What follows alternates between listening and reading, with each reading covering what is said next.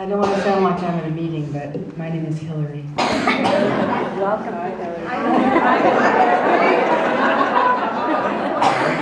I'm one of the lucky ones. I've had Susan and McLean in my life for 37 years.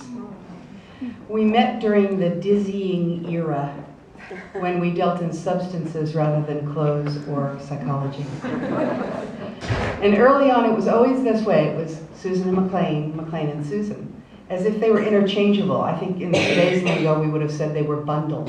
You know, I could be in a room with Susan, for example, having a conversation, whatever, and she'd walk out the door for a minute, and then a minute later, McLean would walk in the same door, pick up the thread of the conversation, finish the transaction, and sometimes finish my haircut. You know, we joked about the fact that it just seemed like they were one being. But over time, I got to know them apart and as two. Susan was a force of nature. She was a being of light and joy, caring, smart, funny, affectionate, sometimes maddening, always ready to laugh. With you, and at herself. We called her the queen of the non sequitur. Any of you who have had any long conversations with Susan can relate to the fact that you never know. It's like a magical mystery tour to have a conversation with Susan. Once I told her that if she ever starred in a quiz show, it would be called What's My Point?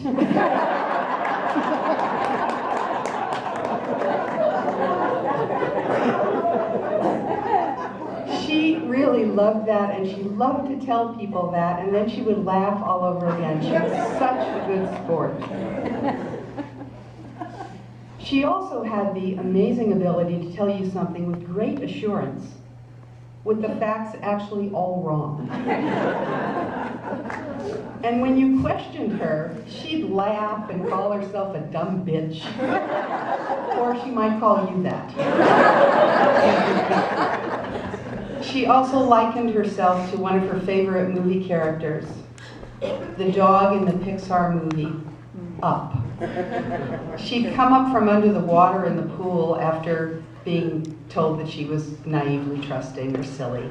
And she'd say, "Hi there, my name is Doug. I have just met you, but I love you." And then she would crack herself up.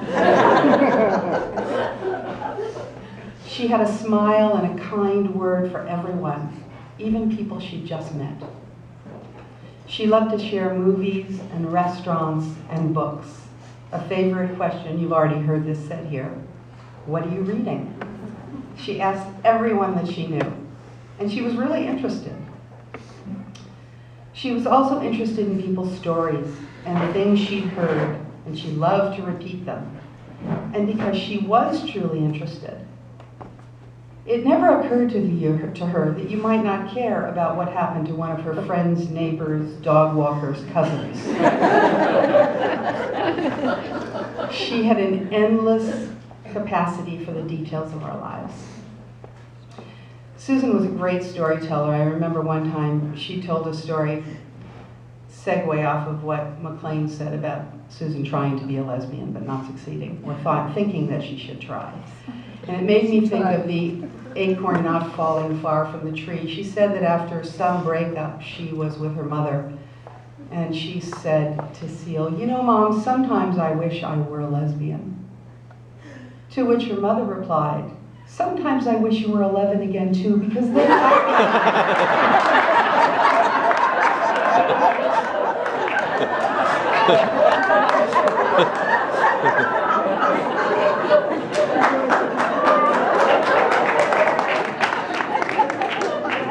I would love to have been a fly on the wall.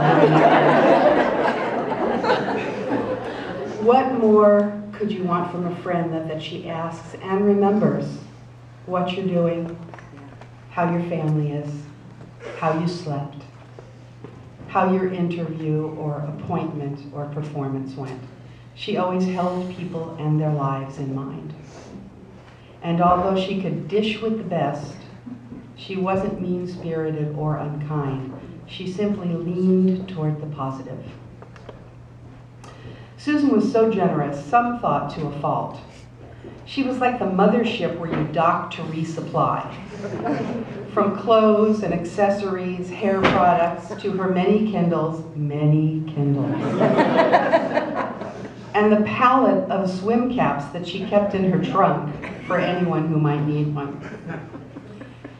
We played mahjong, we traveled to Hawaii, we shared books and movies, families, holidays, and meals. We talked about everything.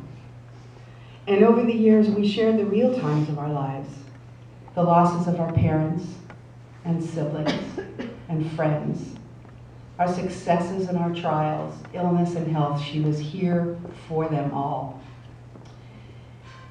In the last 10 years, we had a personal gift exchange that made a difference in both our lives. I brought her to this club that became the center of her everyday. And she brought me into her beloved book group, which has enriched my life immeasurably. And we loved remembering that about our relationship, and we would repeat it. And she would tell everybody that I brought her to the club. She would tell everybody that she brought me to the book club. And it was one of those happy things that got repeated endlessly. Susan was a wondrous friend, and no one will be able to exactly fill her Crocs. But I feel grateful to have had the amount and kind of time with her that we've shared over the years. She was a member of my chosen family. I feel blessed to have known and loved her so much, and I will miss her every day of my life.